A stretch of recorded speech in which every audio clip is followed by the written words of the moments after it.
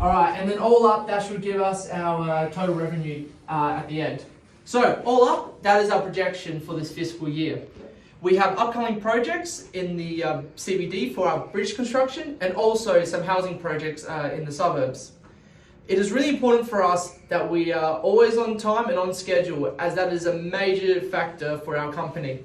So, how are the designs going for the housing project? Oh yeah, so we have multiple designs waiting for approval, and the houses, they have like more contemporary and modern influences in their design, giving it a classy and yet practical look. I had a look at the designs that he gave, and none of them are practical.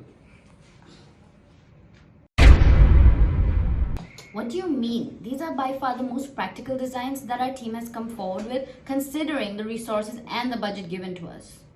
Well, we had a group of geotechnical engineers take a look at the site, and then we found out from the soil samples that it might be feasible, but then considering the cost and considering the settlement that will happen in that type of soil, it is one of the financially unstable projects that you have put forward. We wouldn't be putting forward a design if we weren't even sure about it. Like, we have a team of experienced architects who's working with a lot of soil types and geological conditions, and well, the projects speak for themselves. Is that why there was a structural weakness in your Glenelg Villa project? That has nothing to do with this. That has everything to do with everything. We have been making buildings a long time ago. We know is a score. You have no idea. We know what when you're doing your... Enough! Sit down. So, what do you propose? As far as I see it, we have to go back to the drawing board, redesign everything, and draft new drawings for the whole project. My team has spent weeks on this project, and I'm not gonna put all this behind just for a minor structural inconvenience. So this is the problem that we have in our hands. So you think that the architect is not being fair to you and not understanding what's at stake here? Yes, we know the structural aspect is what we have to consider when we build things, and she should just let go of all this artistic sense and get on with the program. And what do you think about that? I feel like my plans are structurally sound, and the engineer should accommodate my team, what my team has put forward, and not work against it. Work for it.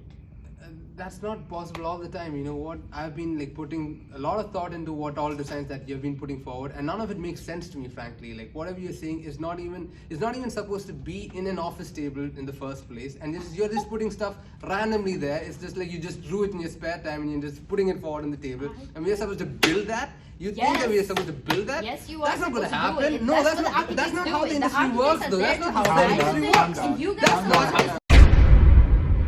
Now, folks at home, this is a clear example of a workplace conflict. So now, what is conflict? Conflict is a difference in objectives and attitudes between two or more parties. It's the process of identifying and addressing differences that, if left unsolved, could affect the objective.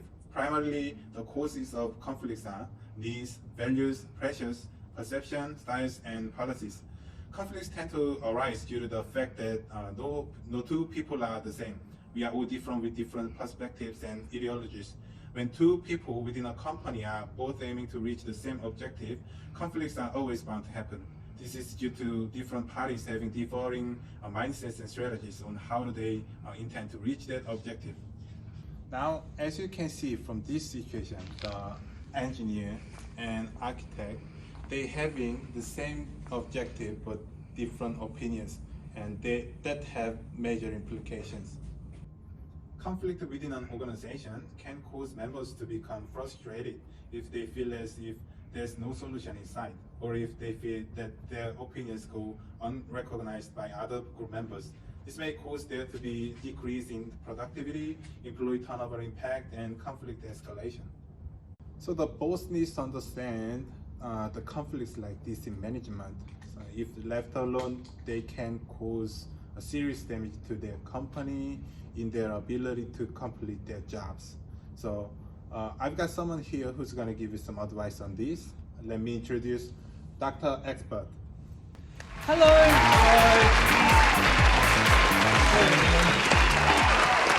So Dr. Dr. Expert, nice to meet you. So, have you heard of this case? What's your opinion about this?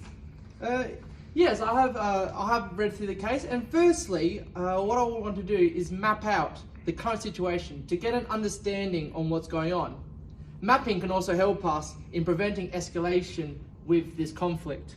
This can be done by defining the issue, understand the main reason that this conflict has taken place, and the issue that parties are having with the opposite side. Identify who is involved. Identify the kind of people and the number of people involved with this matter. List major needs and concern. Understanding where the reasoning is coming from and how their methodology leads to meeting to the final objective. And finally, reading the map. Allowing everyone to stick to the agenda of the conflict and do not bring outside matters into the conversation when resolving the issue. So, from the information I have here, this seems like a pretty straightforward dysfunctional conflict that we can turn into something more functional and constructive. We have a model that us experts use in this sort of matter, which is called the Thomas-Kilmann model. The Thomas-Kilmann model identifies two dimensions when choosing a course of action in a conflict situation. These are assertiveness and cooperativeness. Assertiveness is the degree to which you try to satisfy your own needs. Cooperativeness is the degree to which you try and satisfy the other person's concern. From this comes 5 conflict handling modes. Avoiding, which is sidestepping the conflict.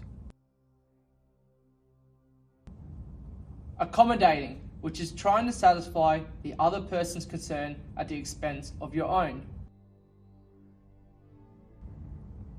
Compromising, which is trying to find an acceptable settlement that only partially satisfies both people's concern. Competing, which is trying to satisfy your concerns at the expense of others. And collaborating, which is trying to find a win-win solution which completely satisfies both people's concerns.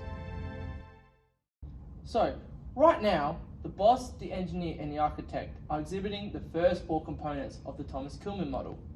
This will give them an inability to resolve the issue as they are too busy focused on their own objectives.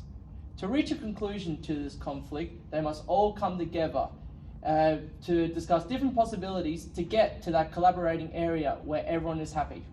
So, to summarise, the best play here would be to accommodate and reach a mutual level of understanding. What do you think?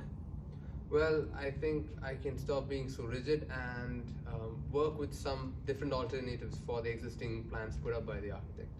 Yeah, and since the engineer is being flexible, me and my team would also like to cooperate with the redesigns. You see, in a professional environment, it's not the best to put off on falling out or difference in opinions. So this really highlights the importance of managing conflicts before it gets out of hand. So see you in the next episode. Well, I don't know how you guys did it, but this previous year has been financially great for us. The housing project was a project with the greatest returns for us. How on earth did you manage to propose such an economic yet robust design? I guess anything is possible. When you put your conflicts aside